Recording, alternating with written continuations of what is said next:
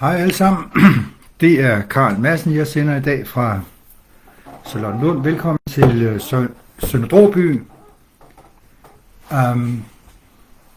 Sidste gang var jo Skibsted gård, der havde vi en lidt vanskelig forbindelse nede mellem dalene der, hvor køerne går. Men i dag sender vi fra første sal i Charlottenlund, så det skulle være en lidt bedre forbindelse. Og jeg håber, at I har det godt, og hjertelig velkommen. Og jeg skal lige starte med at sige tak til dem, som har betalt. Det er jo helt overvældende. Leif Bjerregaard og Mogens Foldager har betalt. Derudover så har tidligere Mette Damgaard og Ingrid Lønne Sørensen betalt. Tusind tak til jer, og velkommen, hvis I er med i dag. Så vidt jeg kan se, ønsker de fleste at se det off live, altså når de selv har lyst, og det er jo fint, at man kan det her på Facebook. Det som har været lidt en udfordring i Sønder Dråby er som sædvanligt, at i de her små zoner, som Sønder Dråby og Ejerslev og Jørsby, at der er sådan set ikke så mange begivenheder på ting i tingbøgerne og i kirkebøgerne lige at springe på. Og nogen vil jo opfatte det lidt som, at det er nogle små, fattige samfund, og derfor så sker der ikke så meget. Altså i modsætning til for eksempel Sejerslev og Karby og Løderup, hvor der sker en hel masse. Men det er jo altså også et tegn på, at samfundet er relativt velfungerende. Det betyder ikke, at de ikke er fattige. Det betyder bare, at de er velfungerende, og man får en masse børn, og de har selvfølgelig svært ved at overleve, fordi når der kommer flere og flere børn, og der ikke er så meget ballade og udvikling, så kan det være lidt svært at få mad nok på bordet. Så det kan vi måske komme tilbage til. Sønder Dråby ligger her midt på kortet. Som sædvanligt vil jeg lige køre igennem de forskellige ting, der er med Sønder Dråby strukturelt, og så prøve at komme til historierne til sidst. Sønder Dråby er næsten firkantet lille sogn her, og klemt ind imellem Søgård og Jørsby og Flade og Alsted med Skarum Præstegård til syd. Altså, det der er lidt specielt også, det er, at Skarum Præstegård ligger lige op ad grænsen til Sønder Dråby, og Flade Præstegård ligger næsten også klumpet op mod. Så den lille bukhave, hedder den, som ligger nede i hjørnet her, den er nærmest angrebet fra alle Præstegårds sider. Og det kan man næsten mærke i de historier, der kommer senere.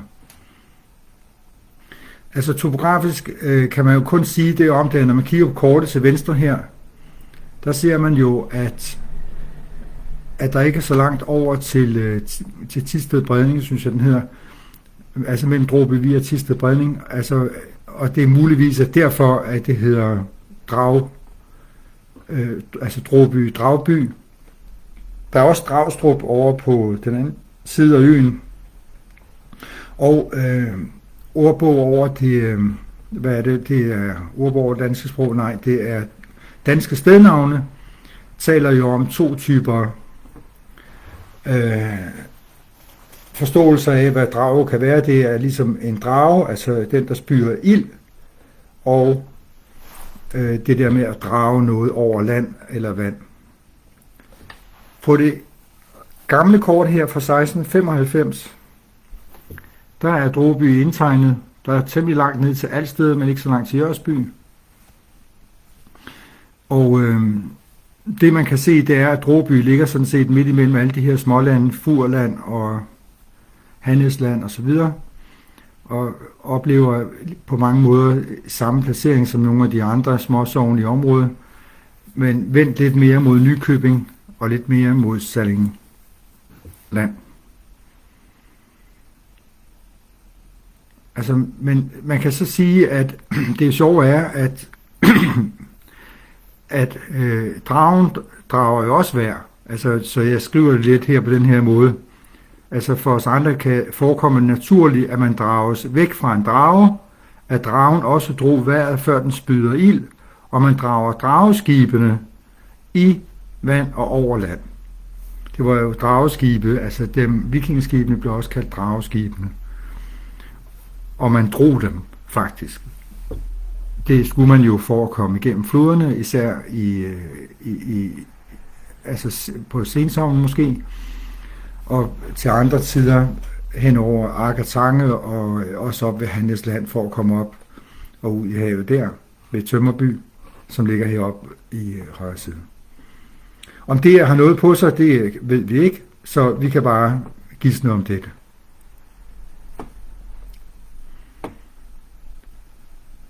Der er flere forsøg på at tale om det med drager, og der er altså en i det her kort, det jeg viste sidste gang om drobyerne. Altså der er jo Sønder Droby og Nørre Droby, og her de to-tre steder, hvor man kan tale om at drage noget hen over land og op til Sejerslev, som forekommer mest sandsynligt. Men der er en forklaring på drage fra Dragør, som ligger jo nede på Amager, altså syd for København, lige nu under Københavns Lufthavn, som er en fremragende, altså en fremragende fortolkning i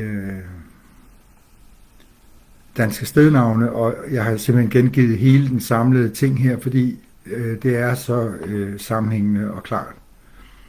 Der er ingen grund til at komme dybere ind på det her, fordi det kan man selv læse for dem, som er virkelig interesseret.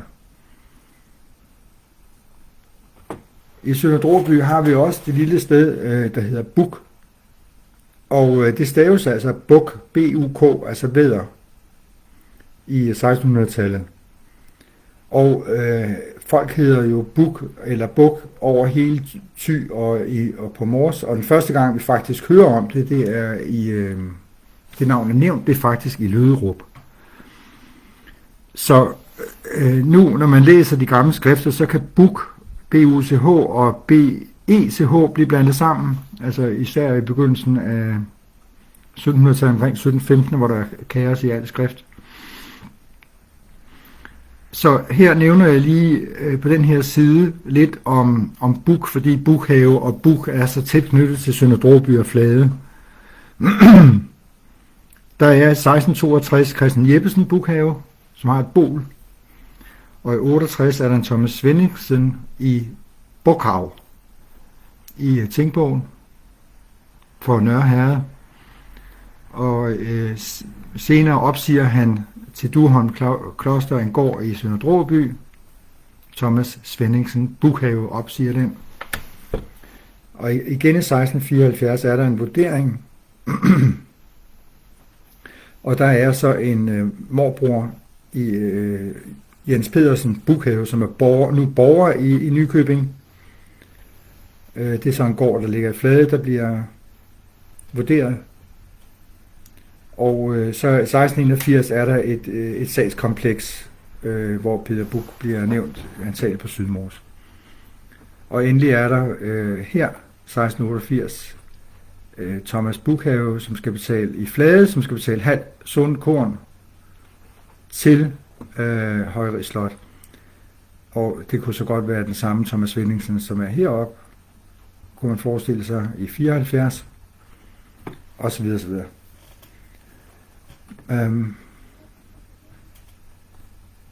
Det er lidt forvirrende med det her Bukhave på nogle andre måder, fordi altså Bukhave som sagt ligger på grænsen mellem Flade og Sønder Droby, og desuden ved sogneskellet ned til Alsted ved Skarum, hvor der også ligger en præstegård. Og de fleste, der hedder Bukhave, bor i Flade.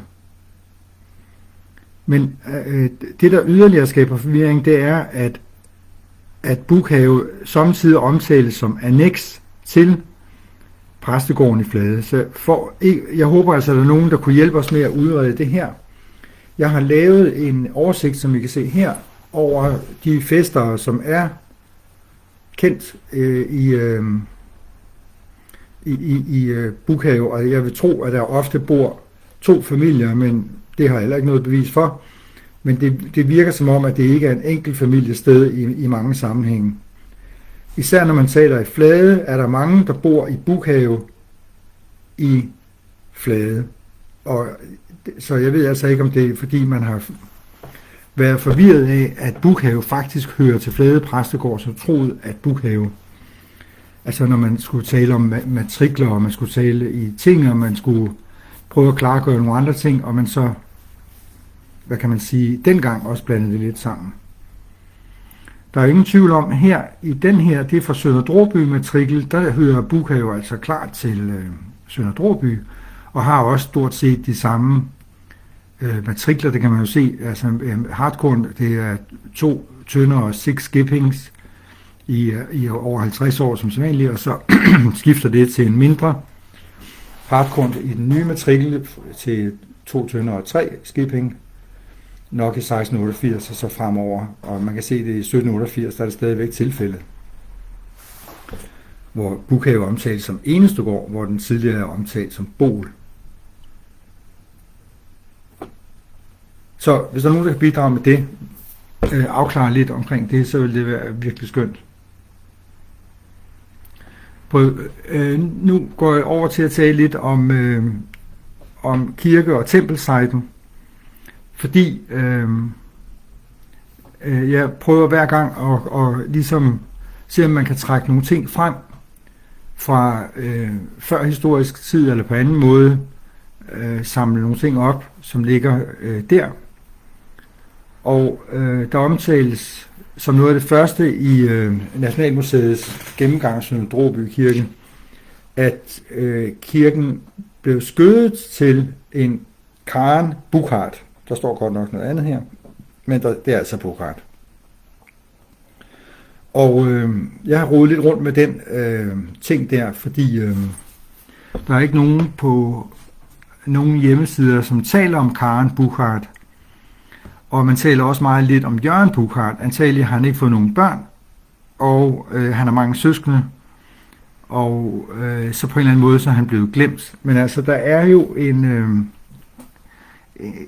en skrift af en person, som har skrevet utallige dokumenter, et helt liv om sig selv.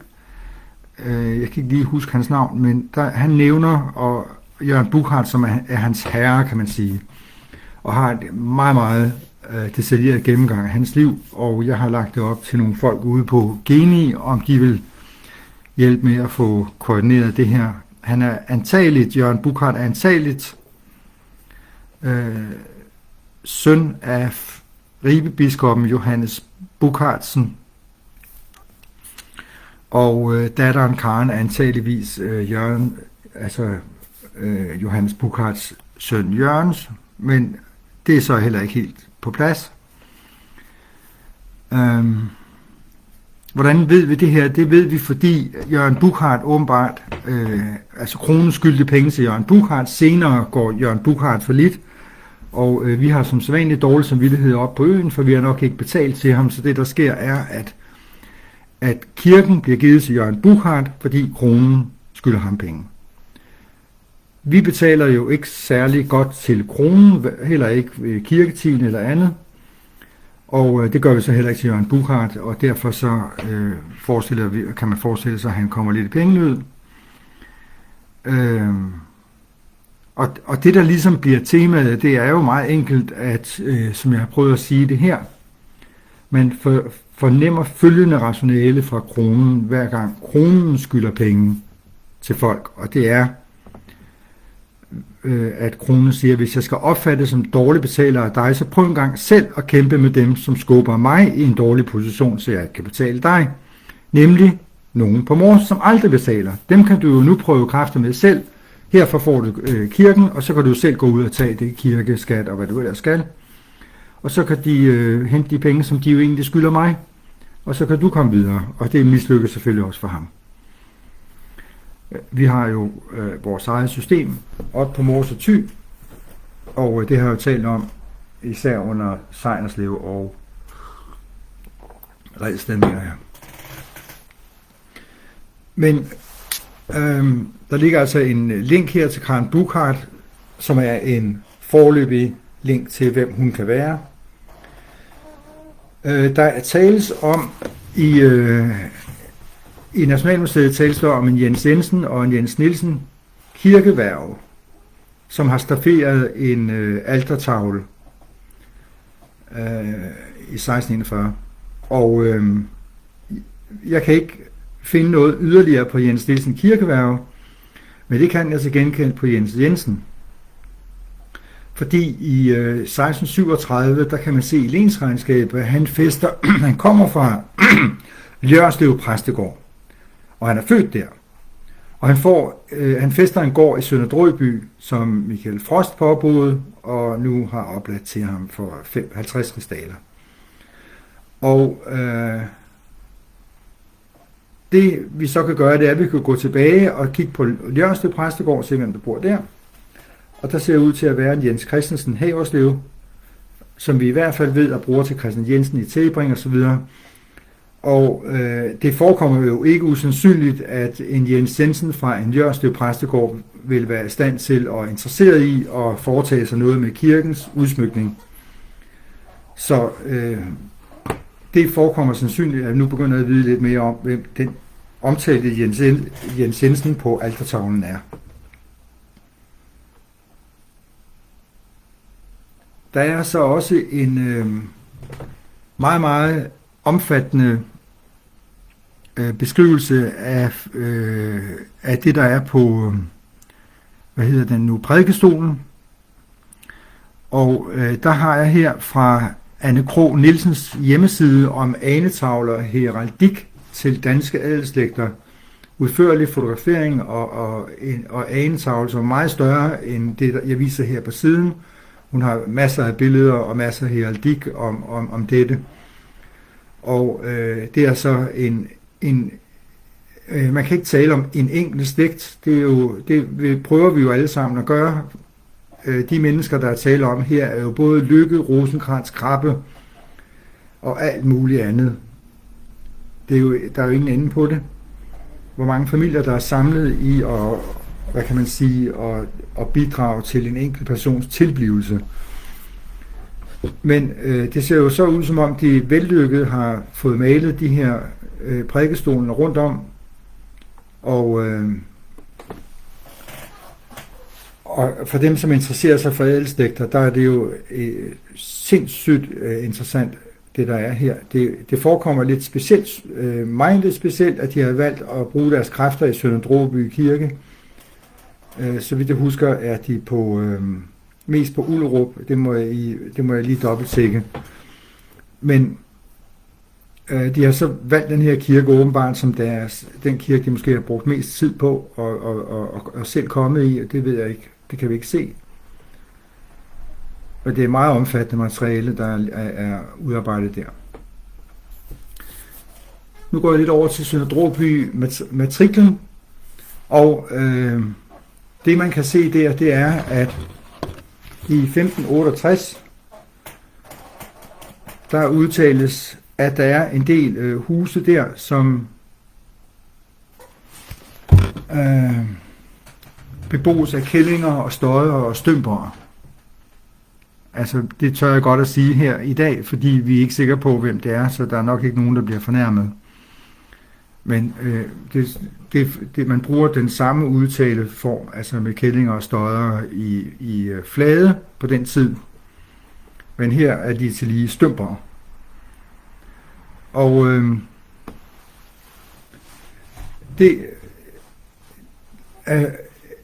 det har sådan en vis effekt. Jeg plejer ikke at gengive så nedladende udtalelser om vores familier, fordi der er ingen grund til at udbrede grim tale yderligere. På den anden side, så var det så overvældende morsomt, så nu har jeg taget med i den her gang, og det er så lang tid siden. Det, jeg kommer til at tale en lille smule om her i dag, det er Sønder Drøbys struktur, som godt kan virke en lille smule udvisket, fordi der sådan set kun er et holdpunkt, og det er Bukhauge.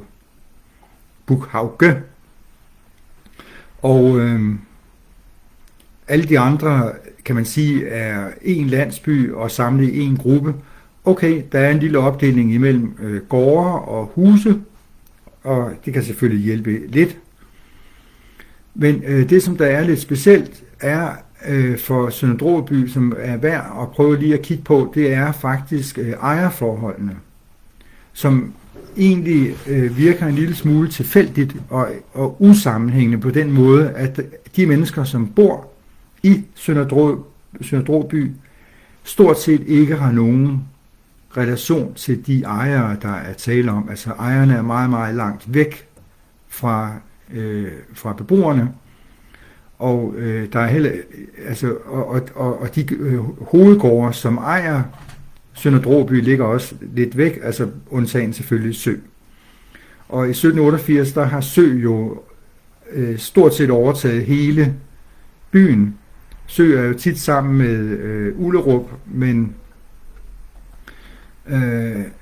det er så Damgård og Højris, der har den i 1688, altså 100 år før, og yderligere 100 år før, der er det faktisk Kronen og Ivar Kaas og flere andre, der ejer den.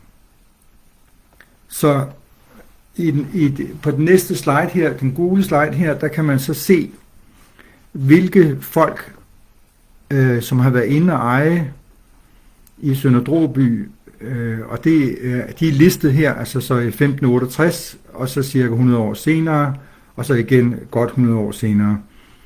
Og det man så ser, det er, at det er Ulstrup og Pallesbjerg og Haraldskær, hvis man siger stednavnene, og så er det Højris og Ullerup og Damsgård, Sø og Flade Præstegård i 1660'erne. Og i 1775 er det først Nandrup, så bliver det Ullerup, og så bliver det Sø, inden for de ganske få år der. Og de navne, man ser her, de mennesker, der ejer de her, har jo ikke antageligt stort set nogen som helst relation til det sted, Sønder Dråby.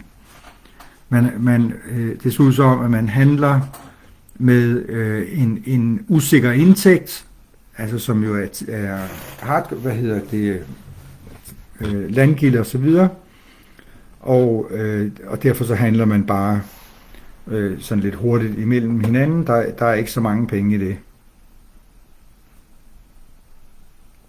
Men hvis man klikker på de enkelte steder her, så kan man lære lidt mere om de familier, som har ejet det, og man kan sætte sig ind, hvis man interesserer sig for, hvordan ejerforholdene har været omkring jorden i Sønder Dråby, og de rettigheder og skatter, der er forbundet med det. Så er vi kommet til historien, og det der sker her er, at som jeg nævnte før, at det er lidt vanskeligt at udpege nogle begivenheder i byen, men det viser sig, at der alligevel sker nogle ting. Og det vi måske skal prøve at se på er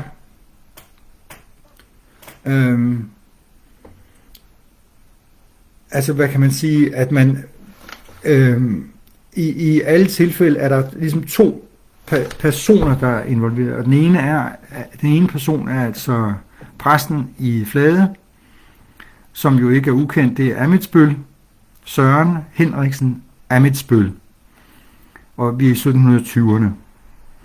Og den anden person er en enke, altså som hun er involveret, fordi hun bor på præstens anneksjord i Sønder Dråby. Og hun hedder Kirsten Nielsdatter, og hun er involveret, da hendes mand dør, hendes første mand dør, og hun er involveret, da hun får tæsk af sin anden mand. Og hvis man, når man udfolder de historier her, så kommer man altså lidt rundt i en anden verden, hvor pludselig Sønder Dråbys kirkegård med udsigt over Sønder Dråby Vig lige pludselig er den the speakers corner. Det er her, hun står og beretter og beklager sig, og det er her, fra dette sted, at der tages aktion, og vi hører om det i tinget 2-3 gange. Og det er det, jeg vil tale om i dag.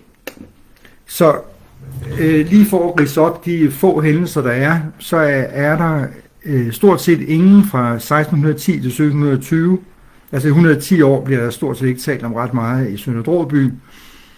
Og nu har jeg ikke afskrevet efter 1734, men det viser sig, at i 20'erne, der sker der lidt, 1720'erne, og der er altså noget slagsmål i Sønder Dråby, hvor Niels Christensen er hovedtiltalt sammen med Peder Andersen fra Flade, og alle i Sønder Dråby er involveret. Den går vi ikke dybere i dag. Så er der noget 1722 igen, Bertel Mikkelsen og Christian Sallingbo, der har nogle problemer angående nogle heste.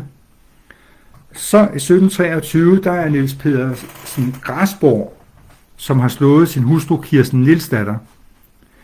Og Niels Pedersen Grasborg, altså Grasborg er jo en borg, der ligger nede i Løderup, så vi må formode, at han kommer her derfra. Og i 1728 igen, der har vi Peder Nielsen, som er faldet død om på Dråby Mark, hvor han ligger død, og der viser sig ikke at være noget mistanke om fault play, altså om noget, der er galt. Så det går i sig selv. Og i 1729 sker der så pludselig det, at Niels Pedersen Grasborg har slået sin steddatter, Anna Nielsdatter, og hustruen i Kirsten Nielsdatter i Sønder Dråby. Så der bliver vi nødt til lige at sige, hvad skete der fra 1723 til 29? Og det er det, vi kommer til at tale om i dag. Der er jo mange, tror jeg, som hedder Grasborg i Sønder Dråby den dag i dag, ligesom Buk og så videre. Og Josef er også mange, der hedder. Og Kirsten Nielsdatter er jo første gang gift med Niels Josefsen, mener det er. Det kommer vi til her. Så jeg håber, I kan se det næste billede. Ja, så vidt jeg kan se, så er den meget langt bagefter her på videoopdateringen på Facebook. Men altså, det jeg prøver at vise et billede af her, er Sønder Dråby, som den ligger ved fjorden, og hvordan man kan se, at når man står på kirkegården, så har man en vid udsigt, tror jeg det er. Og der har Kirsten Nielsdatter efter gudstjenesten, lige antageligt ved udgangen her, hvor Søren Henriksen Ammitzbøll kommer ud af kirken og taler med sin menighed og skal køre hjem til Flade Præstegård bagefter, der har hun så, Kirsten Nielsdatter, brugt lejligheden til at beklage sig over sin mand, hvor hun har følt sig i sikkerhed, at hun kunne gøre det. Og hvorfor føler hun sig i sikkerhed til at kunne gøre det der? Det er et stort spørgsmål. Altså Kirsten Nielsdatter har en vis styrke, kan vi fornemme. Men det er der jo mange kvinder på Mors, der har. Men det, som måske er lidt specielt, er, at præsten jo ejer åbenbart det sted, hvor hun bor. Og det, der jo sker, når hendes første mand dør, er jo, at Søren Henriksen Ammitzbøll præsten skal skrive en ny fæstekontrakt. Og det gør han altså med en ny mand. Og den kommer vi til at se på lidt senere, den kontrakt. Det er ham, der ejer det sted, og han laver sådan en kontrakt, hvor der står til Niels Pedersen Grasborg, som han antageligt har udpeget som en mand, der vil passe det her sted og vil betale skatterne, at hvis han gifter sig med Kirsten Nielsdatter, så kan han få det her fæste. Og dermed bliver præsten jo ægteskabsbryder, hvad kan man sige, ikke bryder, hvad hedder det, Kirsten Giftekniv. Og det er jo sådan set ham, der også forestår skiftet efter hendes første mand, sådan så at der er en arv på 8 rigsdaler, ved vi, til hendes datter, Anne Nielsdatter. Så Kirsten Nielsdatter må have haft en eller anden form for kontakt med præsten, som er lidt ud over det sædvanlige, så hun har følt, at hun kunne henvende sig til menigheden og præsten på kirkepladsen efter gudstjenesten om søndagen og beklage sin nød. Og Søren Henriksen ikke kunne komme udenom det, for han er altså husbund, altså det vi kalder husband, altså han er ejeren af det her sted, og er ikke, kan ikke komme udenom at tage stilling til sine tjenere, og det Kirsten Nielsdatter og Niels Pedersen Græsborg bliver hans tjenere i det øjeblik, Niels Pedersen Græsborg underskriver kontrakten om at fæste, altså det vil sige leje den her lille gård. Så den første gang vi hører om det her, det er den 30. november 1723. Og det gør vi på tinget, og der ser vi nogle lidt forskellige folk her. Det er ikke sådan som nogle år senere, hvor det kun er folk fra Nykøbing, borgere fra Nykøbing. Det er folk fra hele øen, der er med. Og faktisk er der en Jens Laugesen Draaby med, som godt nok bor i Nykøbing, men han er jo klart fra Draaby, antageligt Sønder Draaby. Og så er der de sædvanlige fra Frøslev og Niels Christensen Dalgaard fra Lille Trelleborg. Niels Christensen Dalgaard må have kendt Niels Pedersen Græsborg, fordi Trelleborg og Græsborg ligger ikke så langt fra hinanden i Løderup. Og det der sker er, at Søren Henriksen Ammitzbøll i den her sag, der har han indleveret et dokument til tinget, som er en form for hensigtserklæring, hvor Kirsten Nielsdatter og Niels Græsborg, de underskriver, at de i fremtiden ikke vil være oppe at slås.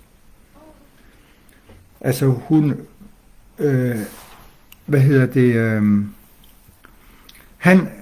han må ikke slå hende, og hun må ikke foretage sig noget, som gør ham vred. Og det er et meget, meget omfattende brev, og der har været syn på hende. Der er nogle dannermænd her, som skriver under på, at det er sådan, det er. Det er noget, som præsten har forlangt. Så man fornemmer, at præsten måske, altså Søren Henriksen Ammitzbøll, har overvejet, om de overhovedet kunne bo sammen, men så selv nået frem til, at han vil ikke gå ind og bryde det her ægteskab, som han jo selv har sat i stand ved at forlange, at Niels Pedersen Græsborg gifter sig med Kirsten Nielsdatter for at få fæstet. Så vi kigger ind i nogle problemer her, som Søren Henriksen Ammitzbøll har.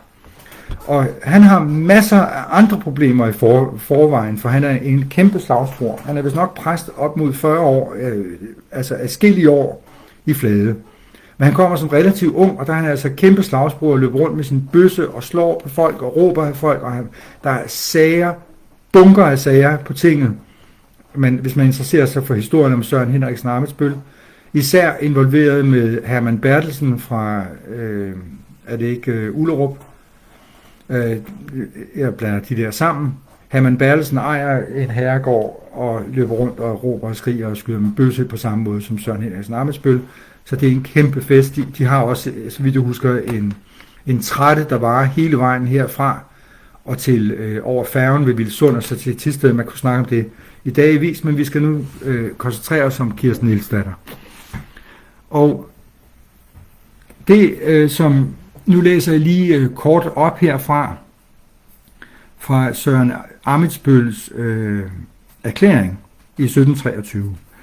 Og det vi skal tænke på, det er, at vi kommer til at høre lidt mere om det om et øjeblik i 1729. Så vi skal bare lige have fat i, hvad er det, han ridser op her i 1723, og hvad er det, der kommer til at ske i de 6 år frem.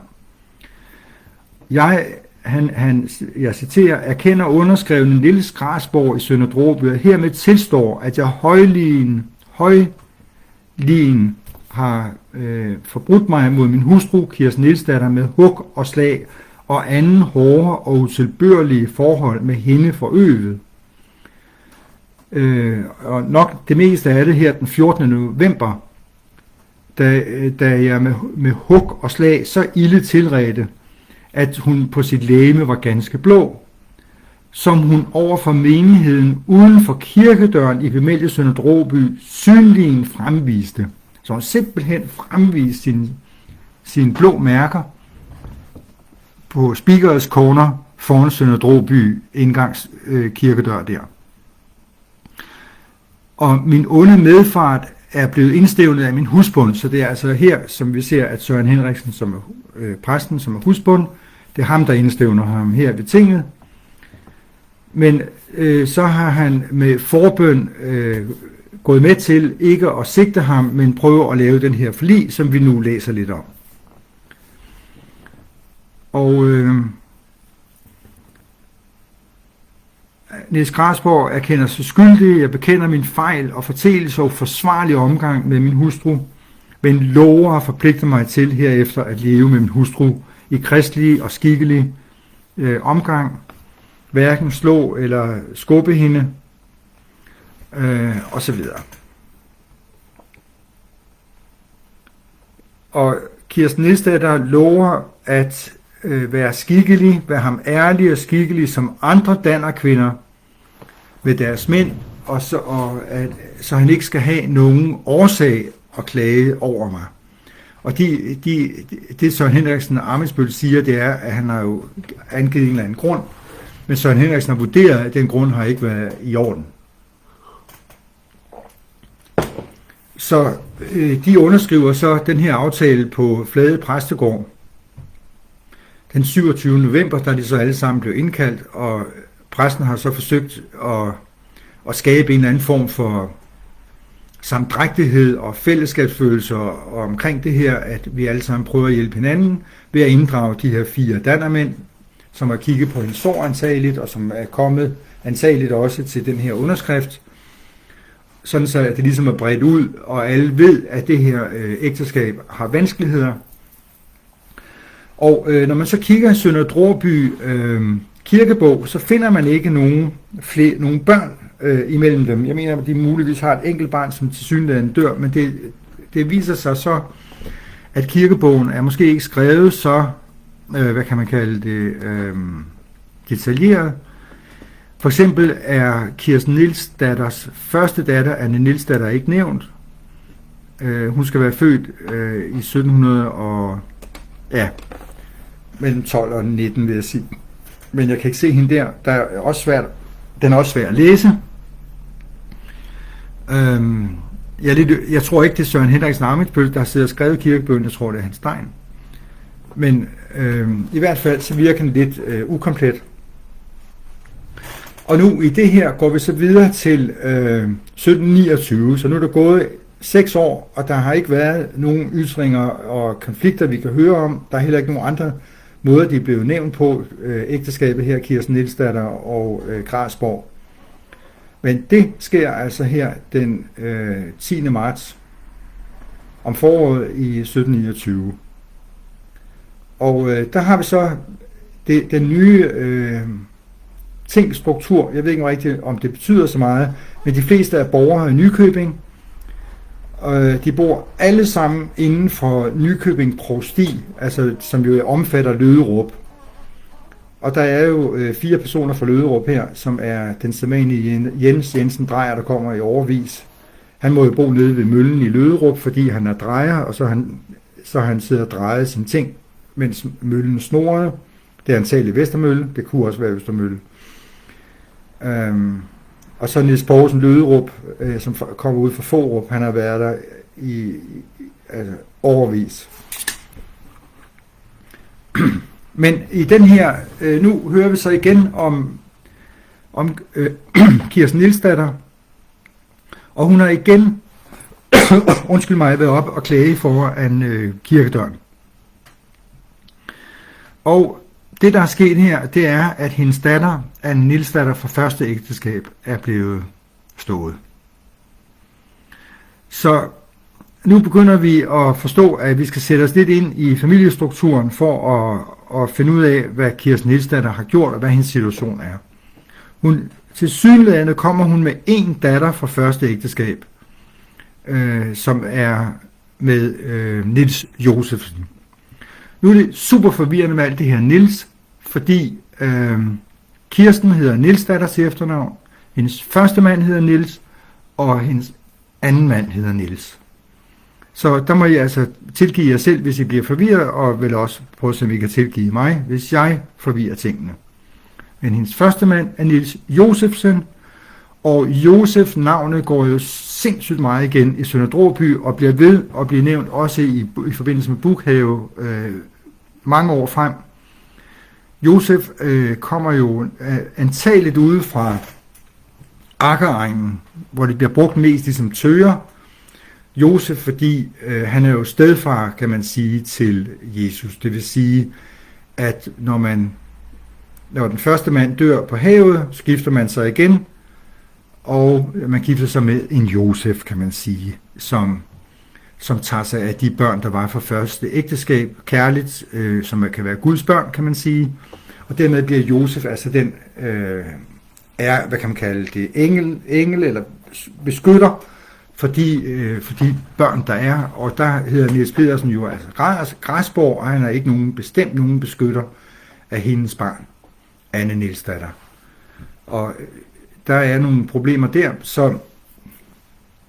så hvis vi nu sætter os i familiestrukturen, altså der er Niels Josefsen først, som hun er gift med, og får Anne Nielsdatter, og Anne Nielsdatter hende, der får tæsk af Niels Pedersen Græsborg, som er hendes anden mand.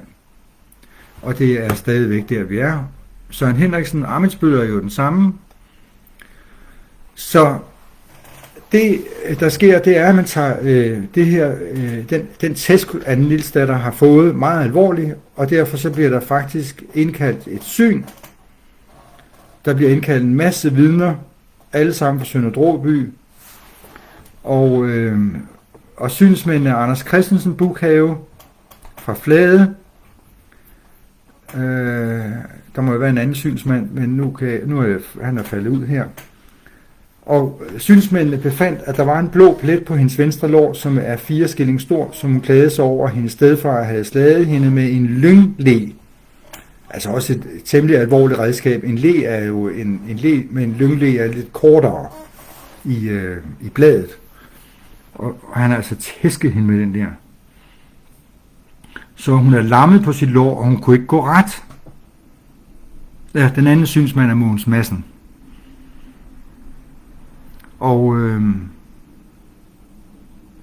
så har Søren Henriksen også lige i anmeldelsen her over det her slagsmål indført, at der er et forfaldent rallinghus og en lade, som Niels Græsborg altså har revet ned, og så brugt tømmeret til det hus, han nu bebor.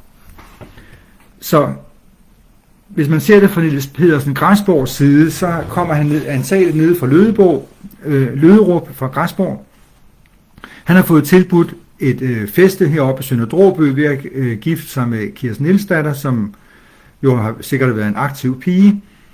Og han fester ved den lejlighed både det hus, som Kirsten Nielsdatter og den gård, hun bor i, foruden et ekstra lille stykke, hvor der er den her lade og et rallinghus, så han sådan set fester en hel gård fra Søren Henriksen foruden den her lade og anden lille hus.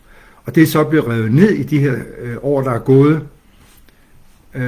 Festet er fra 1729, den første gang, at han tæsker Kirsten Nielsdatter af 1723, altså 1719 og 1723, det er 4 år, og nu er det 6 år senere, i 1729, det er der vi er nu.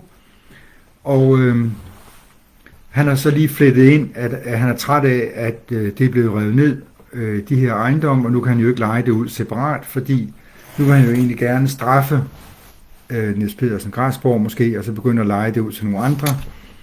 Så det bliver så rodet sammen, alt sammen. Så de exhibits, der er her, som vi ser på nu, det er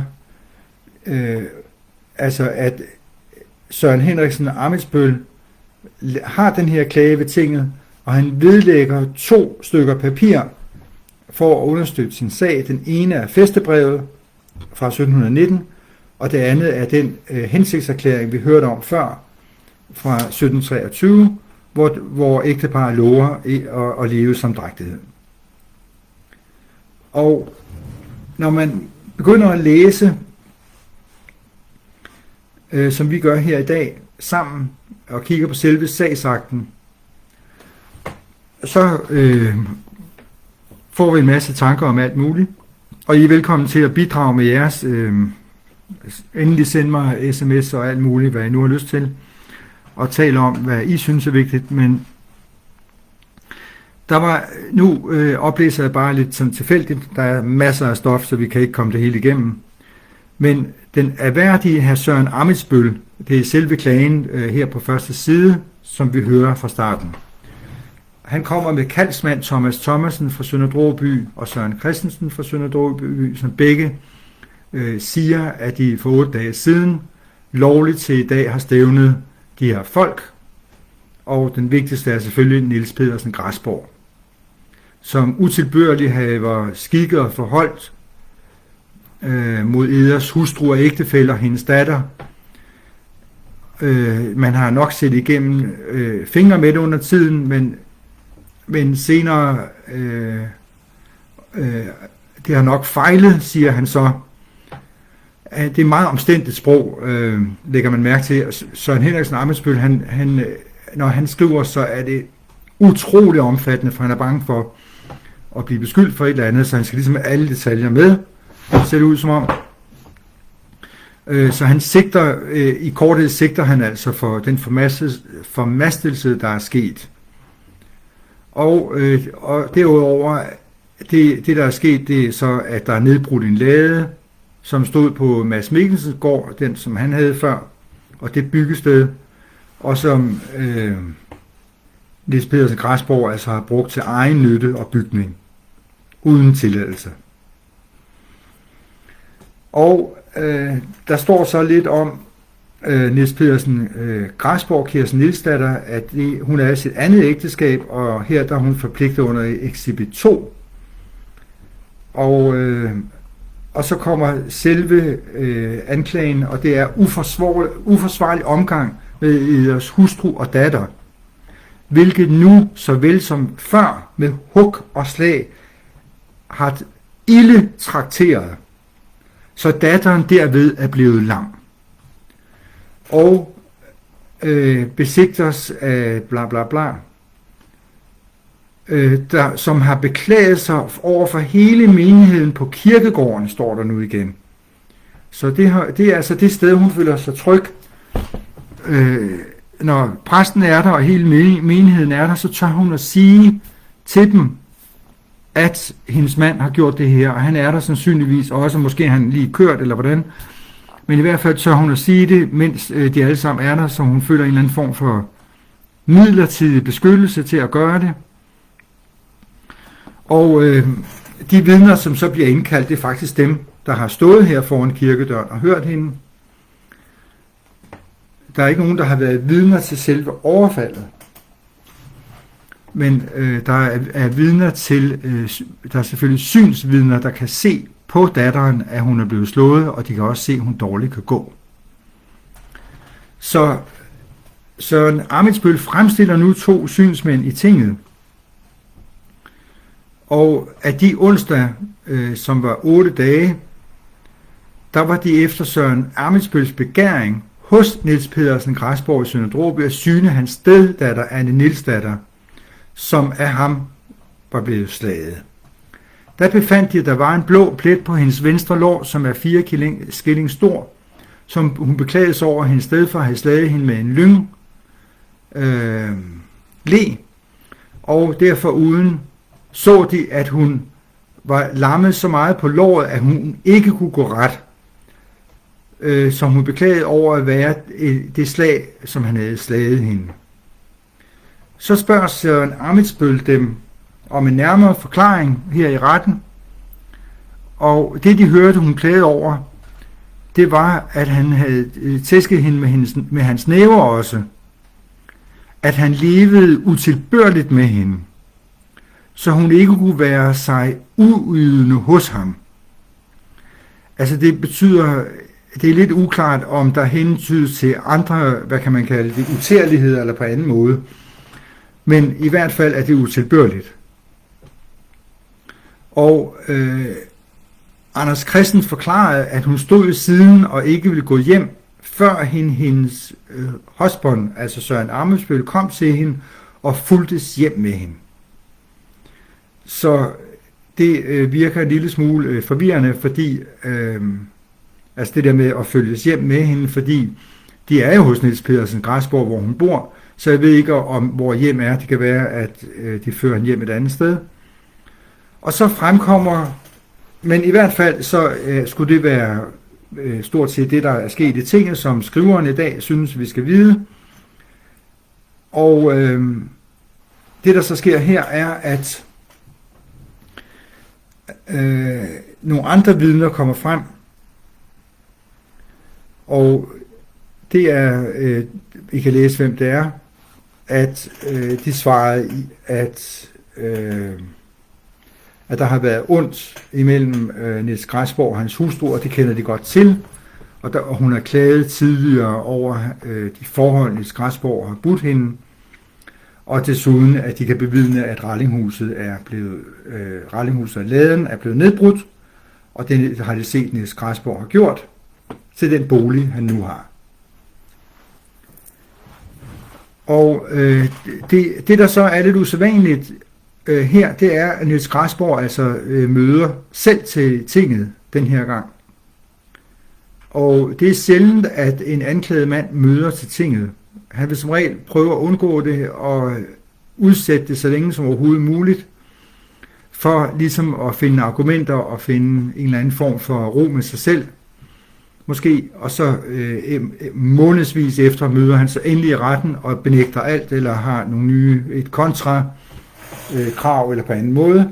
I det her tilfælde, der møder Niels Græsborg, og det eneste han gør, det er, han fremviser sit fæstebrev af den 23. maj 1719, altså 10 år før, som viser, at han har ret til at være på de her 2 steder. Og så bliver han spurgt, om han har noget at tilføje selv, og det svarer han altså nej til.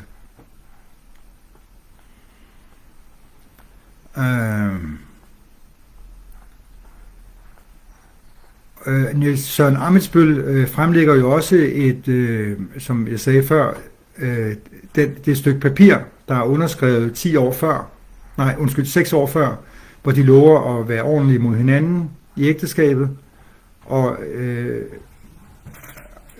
det er lidt uklart, hvorfor han skal fremlægge det papir, fordi det står i retspapirerne, men han har følt trang til at gøre det, for at være helt sikker på, at det papir ikke er blevet væk. Og det, der så sker efter det er, at vi faktisk ikke ved, hvad der sker, fordi der må foregå en eller anden form for forlig, som vi ikke er vidne om. Og derfor så er vi overladt til at prøve at kigge lidt omkring, for at finde ud af det. Han dør, Niels Pedersen Græsborg dør, så vidt jeg husker, i 1730'erne. Jeg har lagt dem, hele den her familie har jeg lagt op på Geni, hvor man kan sætte sig ind i, hvordan de er relateret til hinanden, hvem der er gift hvornår, fra kirkebogen osv. Niels Josefsen, hendes første mand, blev død i 1718. Hun bliver gift med Niels Græsborg i 1719. Og så kan man spekulere lidt i, hvad det er for en Kirsten Nielsdatter, der senere er blevet gift med Frans Lauritsen Græsborg, og som yderligere forvirrer, hvem der er Kirsten Nielsdatter osv. Så det eneste, vi sådan set har her, det er den lidt specielle ting, at Kirsten Nielsdatter med 6 års mellemrum stiller sig op foran kirkedøren over for den samme præst, over for den samme mand, i en konstant tumult, og ligesom fortæller os, at når det er det værste, vi kan se her i Sønder Dråby, så er Sønder Dråby måske i virkeligheden et sted, hvor man har det ret godt med hinanden, og har et meget velfungerende miljø. Så selvom at det nogle år før, i 1568, bliver beskyldt for at være kællinger, stømper og hvad var det, så er det måske ikke et udtryk for, at det er dårlige mennesker, men tværtimod et velfungerende samfund, som får en masse børn og har en masse småhuse og deles om tingene. Og når der er sådan en klage som det her, så stiller folk sig altså frem og prøver at hjælpe en kvinde, som er kommet i vanskeligheder i samfundet. En kvinde, som er kommet i vanskeligheder med en mand, som altså Niels Pedersen Græsborg er i princippet beskyttet af Søren Henriksen Ammitzbøll, for det er hans fæstebonde, og han har selv puttet ham på sin egen jord, og sagt, det er dig, der skal dyrke min jord, og det er dig, der skal betale skatterne. Så han er jo hans mand, og derfor kan samfundet ikke direkte angribe Niels Pedersen Græsborg og straffe ham, men de kan hjælpe Kirsten til at blive, hvad kan man sige, få styrke til at gå imod ham. Han kommer jo med det navn, kommer han altså fra uden sogns, mens Kirsten Nielsdatter er lokal. Og de har så følt en eller anden form for forpligtelse til at hjælpe hende, og det oplever man både ved synsmænd, dannermænd, synsvidner osv. Alle har bakket op om Kirsten Nielsdatter og forsøgt at tvinge, hvad kan man sige, tinget og Søren Henriksen Ammitzbøll til at tage affære og stå ved deres ansvar over for kvinden og hendes datter. Og på den måde kan vi sige, at vi har et andet indblik i et beskedent samfund, når vi har siddet og kigget på det i dag. Så nu har jeg dialog. Jeg vil gerne høre, om der er nogen, som har nogle kommentarer. Endelig skriv til mig. Endelig fortæl om jeres bekymringer eller på anden måde. Og I er velkommen til at gøre, hvad I vil. Og man er også meget velkommen til at betale på 30 telefonnummer står der. 30 49 30 67 på MobilePay. Der har været over 200, der har kigget ind til nu i den her sæson, og der er 4, der har betalt, så det er jo meget sparsomligt af de 200, og meget, meget kærligt af de 4, som har betalt, som jeg nævnte i starten. Så tusind tak for i dag. Næste gang bliver flade, og der er jo selvfølgelig voldsomt meget at tale om der, så det bliver en opgave at begrænse i modsætning til i dag. Så tusind tak for i dag. Vi høres ved. Hej hej.